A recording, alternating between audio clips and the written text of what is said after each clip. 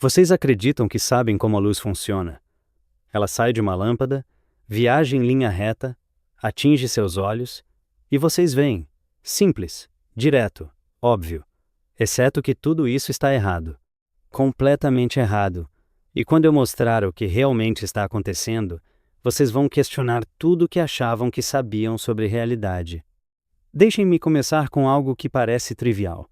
Vocês olham para um espelho e veem seu reflexo. A luz sai da lâmpada, atinge o espelho, reflete e entra nos seus olhos. Todo mundo aprende isso na escola. A lei da reflexão. O ângulo de incidência é igual ao ângulo de reflexão. Memorizam, fazem a prova, seguem em frente. Mas aqui está a pergunta que ninguém faz. Por quê? Por que a luz reflete exatamente naquele ângulo e não em qualquer outro? A resposta tradicional é algo sobre princípio do menor tempo. Fermat, lá em 1650, percebeu que a luz sempre viaja pelo caminho que leva menos tempo. É elegante, é bonito, mas levanta uma questão profundamente perturbadora. Como a luz sabe qual caminho leva menos tempo? Ela tem que experimentar todos os caminhos possíveis primeiro? Ela de alguma forma cheira os outros caminhos e compara? E aqui está onde fica absolutamente bizarro. A resposta é sim. Sim, ela faz exatamente isso. A luz literalmente testa todos os caminhos possíveis simultaneamente. Não estou falando metaforicamente. A resposta é sim simultaneamente. Não é uma analogia útil. É literalmente o que acontece. E quando vocês entenderem como isso funciona, vão perceber que a realidade é muito mais estranha do que qualquer ficção científica. Vou explicar do jeito que desenvolvi quando eu estava tentando entender mecânica quântica de verdade, não apenas calcular números. Imaginem um fóton saindo de um ponto A e chegando a um ponto B. Vocês pensam que ele segue um caminho, certo? Errado. Ele segue todos os caminhos. Simultaneamente. Ele vai em linha reta. Ele faz curvas malucas. Ele dá voltas, sobe, desce, vai para o espaço sideral e volta. Todos esses caminhos acontecem. Agora vocês estão pensando, professor Feynman ficou louco? Mas esperem. Cada caminho contribui com o que chamamos de amplitude, um número complexo que podemos representar como uma seta ou relógio. À medida que a luz viaja por um caminho específico, essa seta gira. A velocidade de rotação depende do comprimento do caminho. Caminhos mais longos fazem a seta girar mais. Aqui está o truque genial. Quando vocês somam todas essas setas de todos os caminhos possíveis, a maioria se cancela. Uma seta aponta para cima, outra para baixo, elas se cancelam. Outra aponta para a esquerda, outra para a direita. Cancelamento. É interferência destrutiva em escala massiva. Bilhões de caminhos possíveis, quase todos desaparecendo quando somados. Mas existe uma região especial onde as setas não se cancelam. É a região perto do caminho de menor tempo. Por quê? Porque perto do caminho de menor tempo, mudar ligeiramente o caminho não muda muito o tempo total.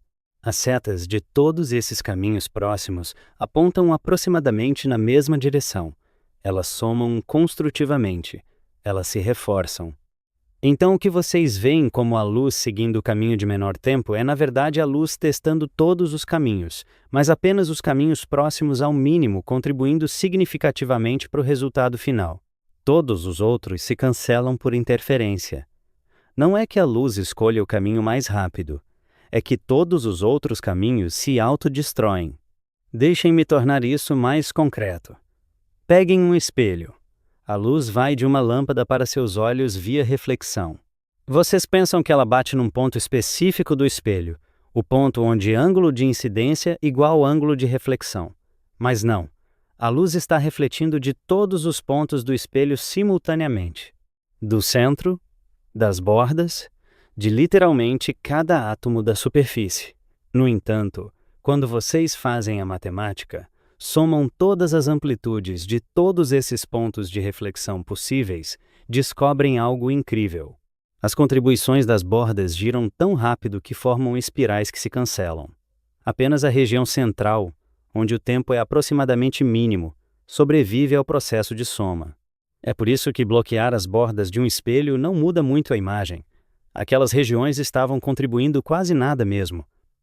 Posso provar isso experimentalmente.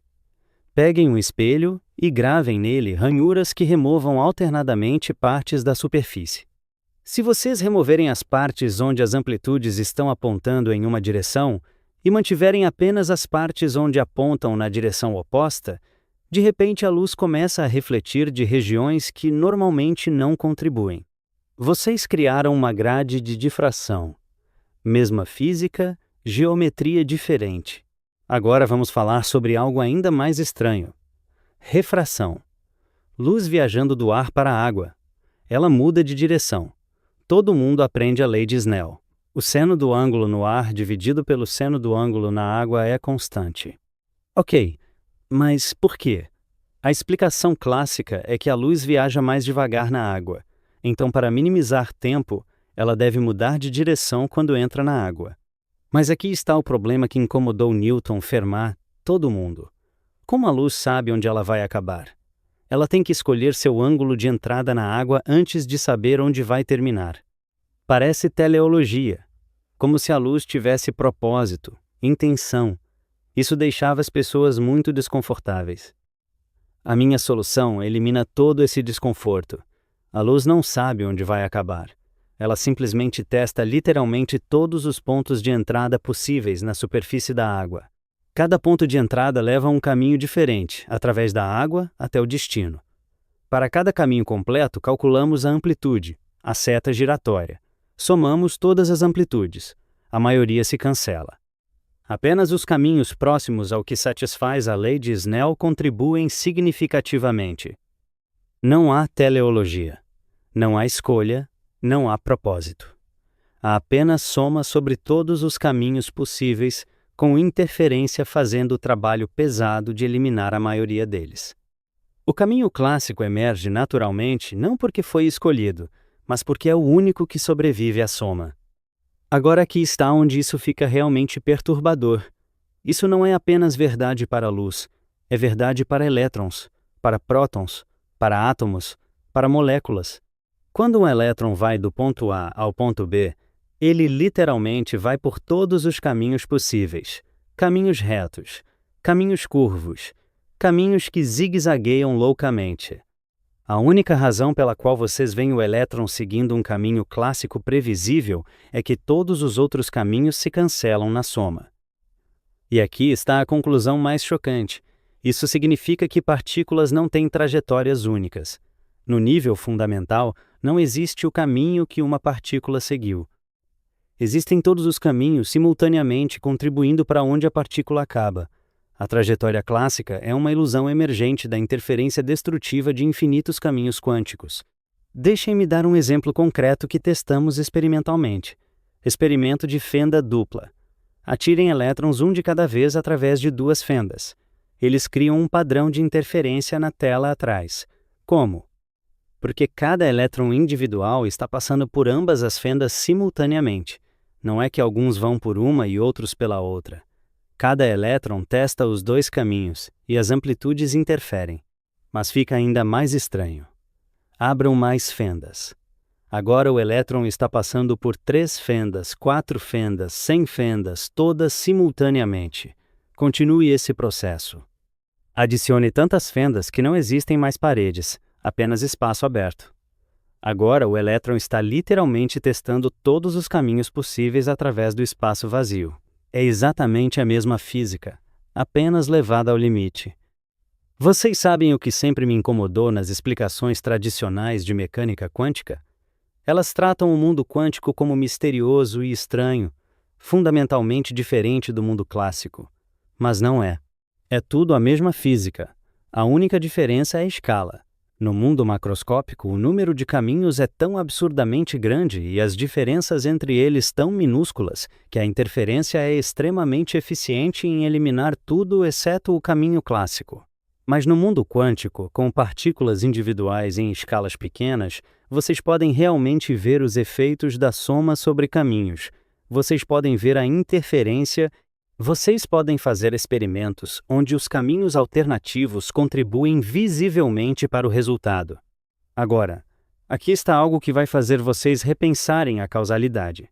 Vocês acham que o presente causa o futuro, certo? Causa e efeito, uma coisa leva a outra. Mas nessa formulação de soma sobre caminhos, não existe uma cadeia única de causa e efeito. Existe uma superposição de todas as cadeias possíveis. O futuro não é determinado por uma linha única saindo do presente. É determinado por todas as linhas possíveis, somadas com pesos apropriados. E tem mais. Isso significa que partículas não viajam no sentido tradicional. Elas não se movem através do espaço seguindo uma trajetória. Em vez disso, a amplitude para encontrar a partícula em diferentes lugares em diferentes tempos é calculada somando sobre todas as histórias possíveis. A partícula não tem uma história única, tem todas as histórias. Vocês podem estar pensando, isso é só matemática conveniente, não é o que realmente acontece. Errado, podemos testar isso experimentalmente. Se a luz realmente seguisse apenas um caminho, certos experimentos dariam resultados diferentes. Mas quando fazemos os experimentos, a natureza sempre concorda com a soma sobre todos os caminhos. Sempre. Por exemplo, se vocês bloquearem parte de um espelho, a intensidade da luz refletida não diminui proporcionalmente. Às vezes, aumenta ligeiramente em certas regiões. Por quê? Porque vocês removeu caminhos que estavam contribuindo destrutivamente. Com eles fora do caminho, os caminhos restantes somam mais eficientemente. Isso só faz sentido se todos os caminhos estavam contribuindo desde o início. Aqui está algo que desenvolvemos para a bomba atômica, mas que ilustra perfeitamente esse princípio. Nêutrons difundindo através de material físsil. Cada nêutron individual está tomando todos os caminhos possíveis simultaneamente.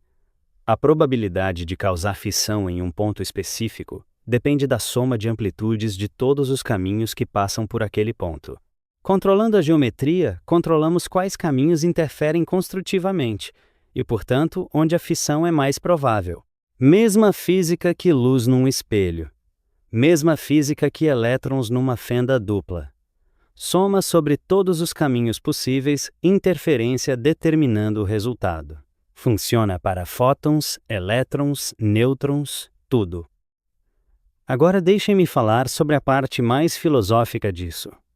Por séculos, físicos argumentaram sobre se luz era onda ou partícula. Newton achava que era partícula. Huygens achava que era onda. Experimentos pareciam mostrar comportamento de onda às vezes, comportamento de partícula outras vezes. Dualidade onda-partícula chamavam, como se fosse uma propriedade misteriosa da natureza. Mas nessa formulação, não há dualidade, não há mistério, há apenas amplitude, uma função complexa do espaço e tempo, que se propaga de acordo com regras específicas. Essa amplitude interfere consigo mesma, criando padrões. Quando medimos, encontramos partículas discretas. Mas o comportamento entre medições é governado pela propagação e interferência de amplitude. Onda ou partícula? Pergunta errada. É a amplitude de probabilidade que se propaga como onda e se manifesta como partícula quando medida. Não são duas naturezas diferentes competindo. É uma natureza única vista de ângulos diferentes. E aqui está a conclusão mais importante. Essa formulação de soma sobre caminhos não é apenas uma ferramenta matemática conveniente. É uma janela para como a natureza realmente funciona. A natureza não escolhe. Ela não otimiza. Ela não toma decisões. Ela simplesmente faz tudo simultaneamente e deixa a interferência determinar o que observamos. Cada fóton que entra nos seus olhos agora mesmo testou todos os caminhos possíveis do Sol até você, através do espaço vazio, desviando ao redor de planetas, ricocheteando na atmosfera, tudo. A maioria desses caminhos se cancelou. Mas alguns, os que estão próximos do caminho de menor tempo, sobreviveram e chegaram até vocês. Vocês estão literalmente vendo o resultado de uma soma sobre infinitos caminhos alternativos. E quando vocês entendem isso, quando vocês realmente internalizam que partículas não seguem caminhos únicos, mas sim testam todos os caminhos simultaneamente, vocês percebem algo profundo. A realidade não é o que parece. A aparência de trajetórias definidas, de causa e efeito linear, de objetos movendo-se através do espaço. Tudo isso é ilusão emergente de um substrato muito mais estranho. No nível fundamental, não existem trajetórias. Existem amplitudes propagando e interferindo. Não existe o caminho que a partícula seguiu. Existe uma superposição de todos os caminhos, contribuindo para onde a partícula é eventualmente detectada. Então, sim, algo estranho acontece quando a luz viaja. Algo tão estranho que a maioria das pessoas nunca realmente confronta. A luz não viaja por um caminho. Ela viaja por todos os caminhos. E o caminho que vocês observam é apenas o fantasma estatístico deixado quando bilhões de caminhos alternativos se aniquilam através de interferência destrutiva.